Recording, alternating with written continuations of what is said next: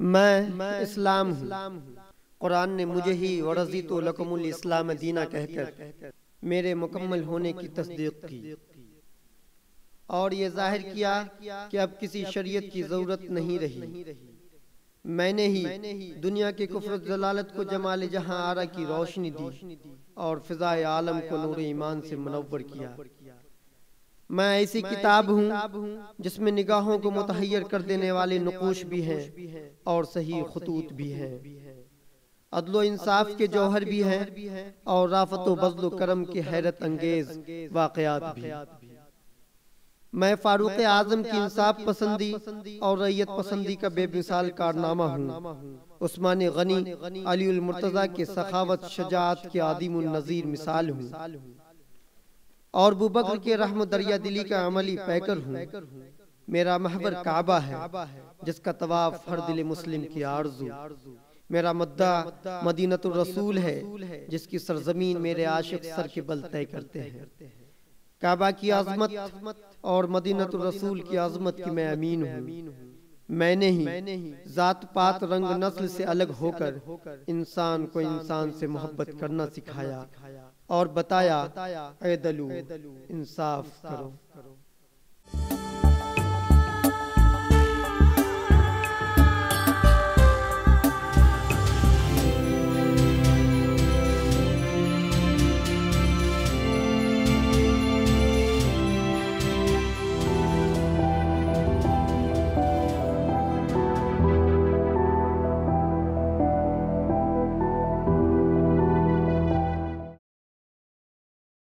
नाजरीन आदाब, आज की इस कार्रवाई में आपका खैर मकदम है।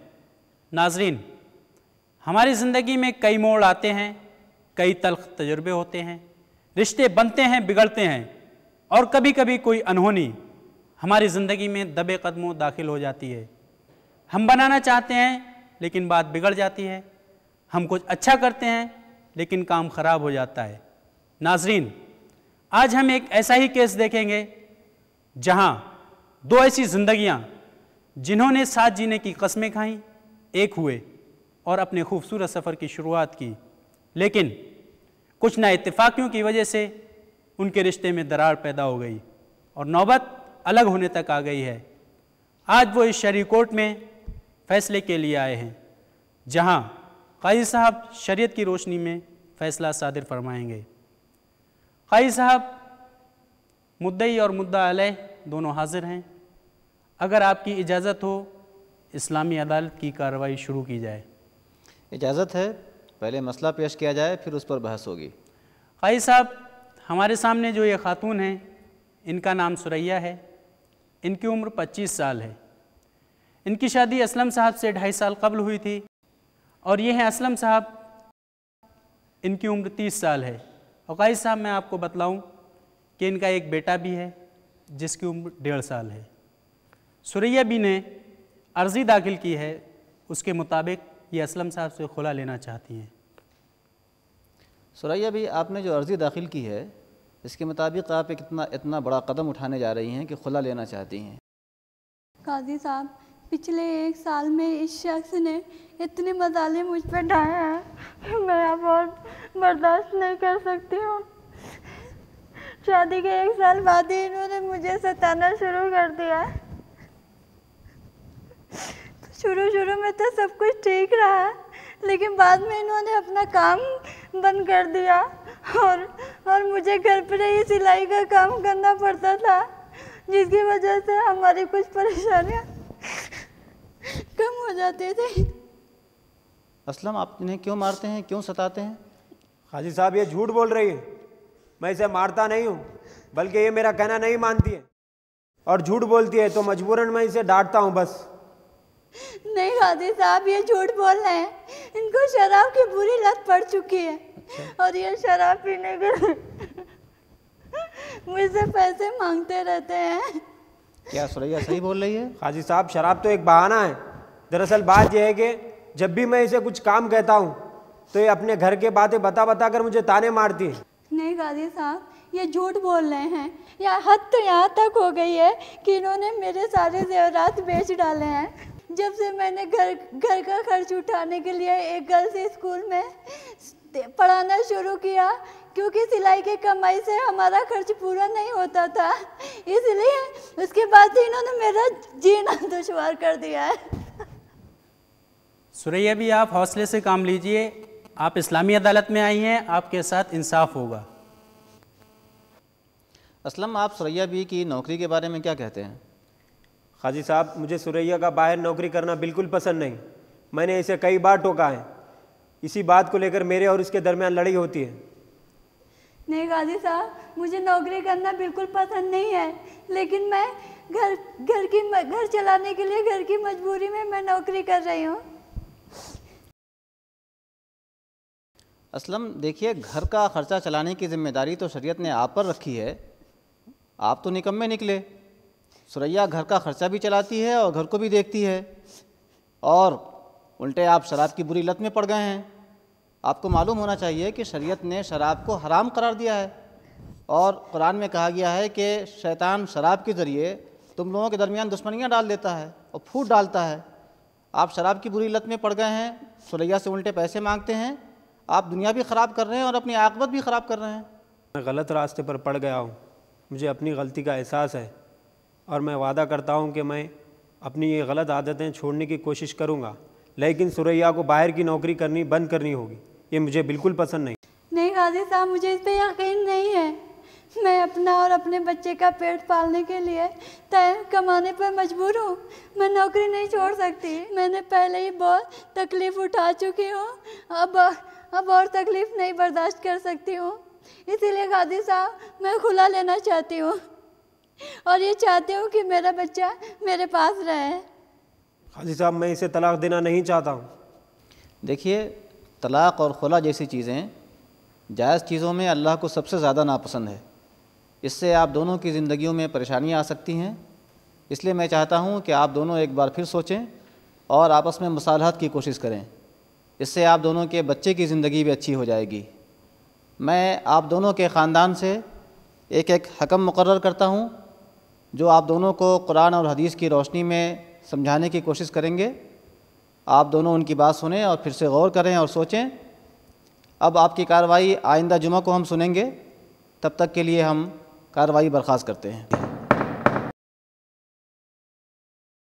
अदल व इंसाफ इस्लाम की रूह है, और अल्लाह सबसे बड़ा मुंसिफ है, और उसका हुक्म है कि सच बात कहो चाहे तुम्हारा नुकसान ही क्यों ना हो। अभी आपने देखा कि असलम को सुरैया का नौकरी करना बिल्कुल पसंद नहीं, जबकि सुरैया का ये कहना है कि असलम शराब पीकर उसके साथ मारपीट करता है। मियाँ बीबी के इस पाक रिश्ते में आ गई है दरार। सुरैया चाहती है खुला, असलम नहीं देना चाहता है तलाक। क्या होता है माँ बाप के इस झगड़े में उस मासूम बच्चे का? इस कार्रवाई में फैसला क्या होगा, देखेंगे हम एक छोटे से ब्रेक के बाद।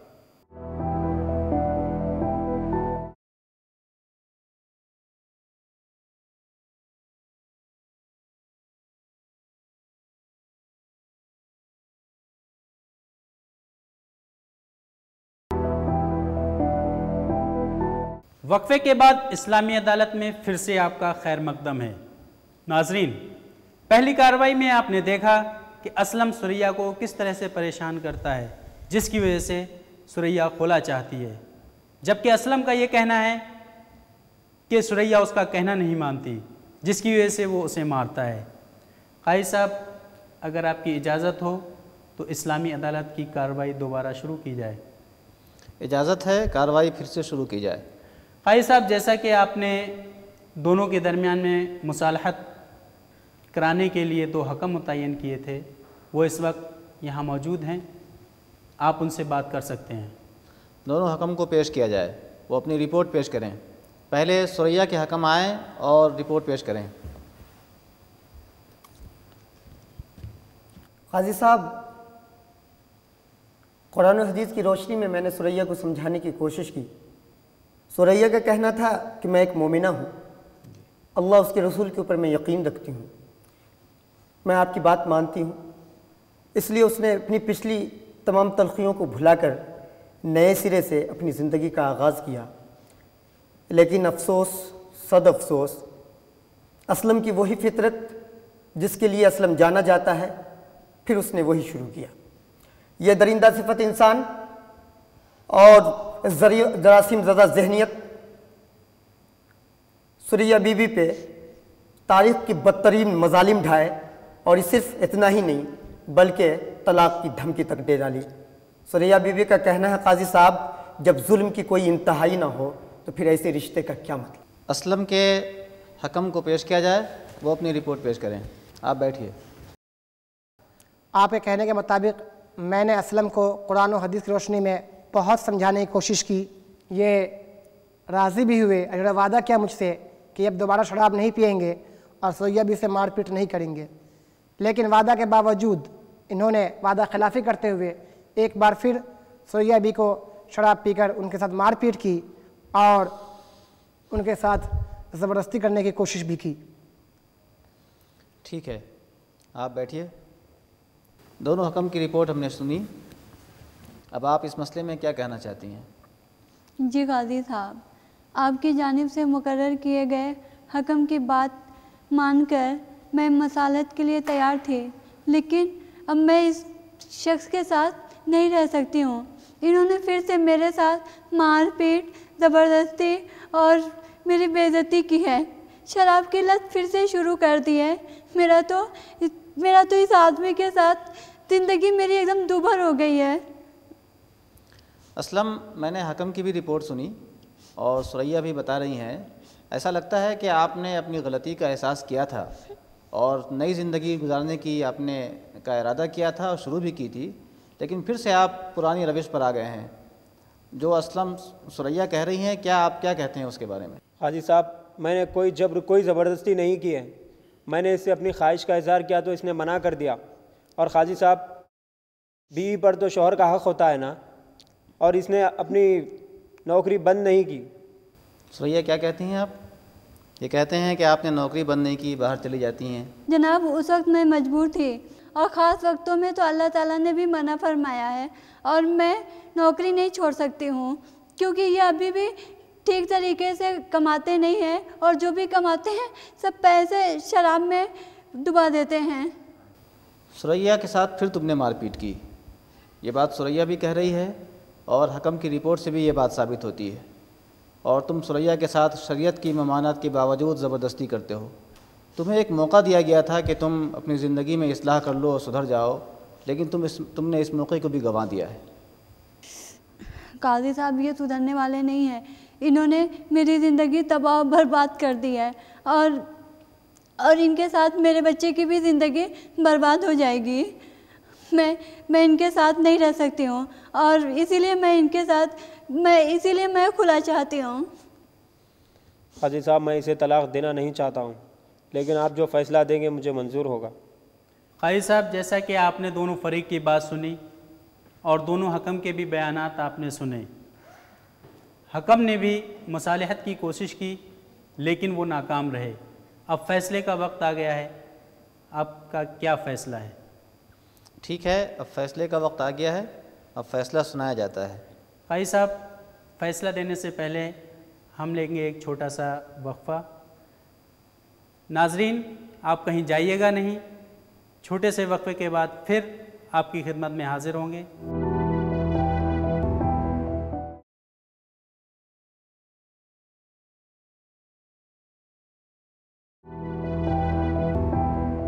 वक्फ़े के बाद फिर से इस प्रोग्राम इस्लामी अदालत में आपका खैर मकदम है।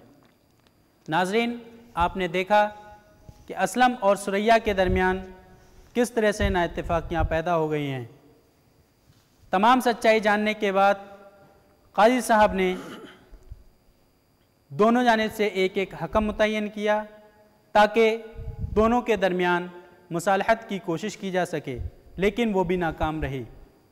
अब काजी साहब शरीयत की रोशनी में दोनों का फ़ैसला सादिर फरमाएंगे। जी काजी साहब। इस्लामी अदालत ने दोनों फ़रीक़ैन के बयानात सुने हैं और दोनों हकम की रिपोर्ट भी सुनी। अब अदालत इस नतीजे पर पहुंचती है कि असलम की शादी 2.5 बरस कबल हुई थी और इन दोनों से एक बच्चा भी है। असलम की ज़िम्मेदारी थी कि वो बीवी और बच्चे की किफ़ालत करे लेकिन असलम ने अपनी ज़िम्मेदारी पूरी नहीं की, उल्टे बीवी पर और जुल्म किया। असलम को चाहिए था कि मेहनत मजदूरी करके अपनी बीवी और बच्चे के ख़र्च को पूरा करे, लेकिन यह काम सुरैया को करना पड़ रहा है, जो सरासर गलत है। कुरान करीम यह हुक्म देता है फ़इम्साकुम बिमारूफ़िन और तसरीहुम बिइहसान, बीवी बच्चों को या तो अच्छे तरीक़े से खुश उसलूबी के साथ पास में रखो, अगर ये मुमकिन नहीं हो तो अच्छे तरीक़े से उनको जुदा कर दो। इस हालत में असलम को शरीयत यह हुक्म देती है कि चूँकि असलम ने अपनी बीवी और बच्चे को अच्छे तरीक़े से पास में नहीं रखा, इसलिए वो अपनी बीवी सुरैया को एक तलाक़ देकर इस मुसीबत से छुटकारा दिलाए। और ये भी याद रखें आप दोनों के तलाक़ देने के बाद अगर आप दोनों अपनी अलहदा ज़िंदगी में इस बात को महसूस करते हैं कि हम दोनों गलत रास्ते पे थे और फिर से हम अच्छे तरीक़े से एक नई ज़िंदगी का आगाज़ कर सकते हैं, तो शरीयत की जानिब से आपको इस बात का मौका भी मिलेगा। और वो मौका ये होगा कि एक तलाक़ देने के बाद जब 3 माह की इद्दत गुज़र जाएगी और दोनों के दरमियान अलहदगी हो जाएगी, उसके बाद अगर दोनों नई ज़िंदगी फिर से अच्छे तरीक़े पर गुजारने का इरादा करेंगे तो दोनों एक दूसरे की रज़ामंदी से नया निकाह कर सकते हैं। ठीक है काजी साहब, आप कहते हैं तो मैं इसे एक तलाक़ देता हूँ, लेकिन बच्चा मैं अपने पास रखूँगा। नहीं काजी साहब, बच्चा मेरा है, मैंने उसको पैदा किया है, तो बच्चा मेरे पास ही रहेगा। ये तो खुद बर्बाद है तो उसको भी बर्बाद कर देगा, मैं नहीं बच्चे को दूँगी। नहीं काजी साहब, ये नहीं हो सकता, ये बच्चा मेरा है, मैं रखूँगा, मैं इसकी परवरिश करूँगा। ठीक है, अब चूँकि आप दोनों के दरमियान तलाक़ हो चुकी है, अब सवाल बच्चे का है, तो शरीयत बच्चे के ताल्लुक़ से ये देखना चाहती है कि बच्चे की अच्छी परवरिश और तरबियत कहाँ हो सकती है। चूँकि बच्चा अभी छोटा है, उसे अपनी माँ की ज़रूरत है। शरीयत इस सिलसिले में यह फ़ैसला देती है कि बच्चा जब तक बड़ा नहीं हो जाता वो अपनी माँ यानी सुरैया के पास रहेगा। और असलम को शरीयत यह हुक्म देती है कि वो बच्चे की परवरिश और उसकी तरबियत का ख़र्चा जब तक कि बच्चा बड़ा ना हो जाए असलम देते रहेंगे। साथ ही शरीयत असलम को 2 और हुक्म देती है। एक ये कि चूँकि बच्चे की परवरिश उसकी माँ सुरैया करेगी तो उसकी माँ को भी परवरिश करने का ख़र्चा असलम देंगे। और तीसरा हुक्म ये देती है असलम को शरीयत के तलाक़ देने के बाद इद्दत की मुद्दत तक यानी 3 महीने बीवी का ख़र्चा भी असलम को देना होगा। ये शरीयत का हुक्म है। काजी साहब माफ़ कीजिएगा, मुझे आपसे सवाल पूछना है। आपने जो तलाक़ दिलवाई है सुरैया को वो 1 मरतबा दिलवाई है, अगर आप इसको ये तलाक़ 3 मरतबा दिलवा दे तो ये इस शख्स से हमेशा के लिए निजात हासिल कर लेती। इस तरह तो ये अभी 1 मरतबा तलाक़ दिलवाने से तो ये इसी शख्स के कब्ज़े में रहेगी। नहीं, ऐसा नहीं है। तलाक़ 1 देने में कई फ़ायदे हैं और 3 तलाक़ देने के कई नुकसानात हैं। ठीक है, 3 तलाक़ देने के बाद ये हमेशा के लिए जुदा हो जाती है अपने शौहर से, लेकिन वही फ़ायदा 1 तलाक़ देने से भी हासिल होता है। इन दोनों में फ़र्क सिर्फ इतना है कि अगर 3 तलाक़ शौहर देता है तो हमेशा के लिए रास्ता बंद हो जाता है दोबारा ज़िंदगी गुजारने का साथ होकर।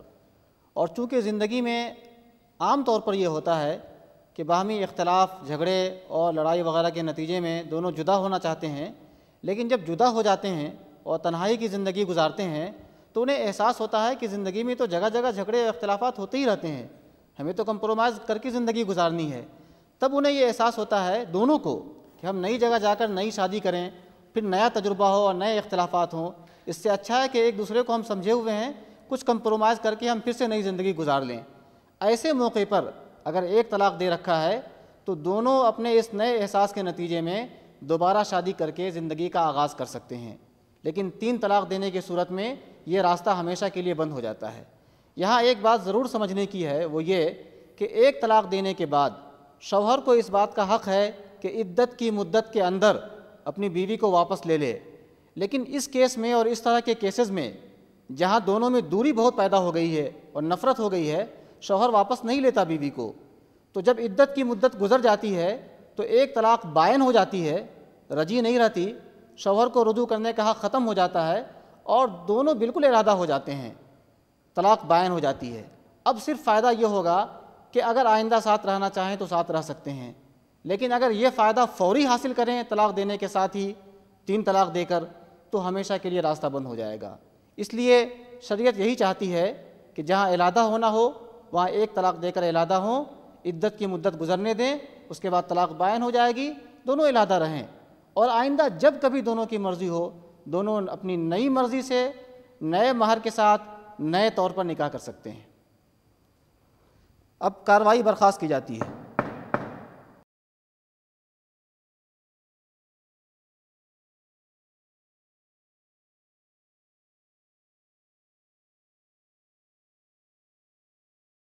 नाजरीन, मौजूदा दौर में इस्लाम के ऊपर ये इल्ज़ाम लगाया जाता है कि इस्लाम औरतों के ऊपर जबर करने का हुक्म देता है, जबकि आपने इस इस्लामी अदालत में देखा कि इस्लाम ने मर्द और औरतों को बराबर के हुकूक दिए हैं। जहां अगर औरत के ऊपर जुल्म व जबर होता है तो वो इंसाफ पाने के लिए इस्लामी अदालत का दरवाज़ा खटखटा सकती है। जैसा कि आपने देखा कि एक औरत जिसका शौहर उसको बुरी तरीके से मारता पीटता है, लेकिन वो औरत इंसाफ पाने के लिए इस्लामी अदालत में आती है, जहां काजी साहब ने उसका फ़ैसला शरीयत की रोशनी में किया। नाजरीन, अगले हफ्ते हम नए मसले के साथ आपकी खिदमत में हाजिर होंगे। दीजिए इजाज़त। अल्लाह हाफिज़। कुरान और हदीस की इन्हीं फ़ैसलों की वजह से दुनिया हमें इस्लामी अदालत के नाम से जानती है।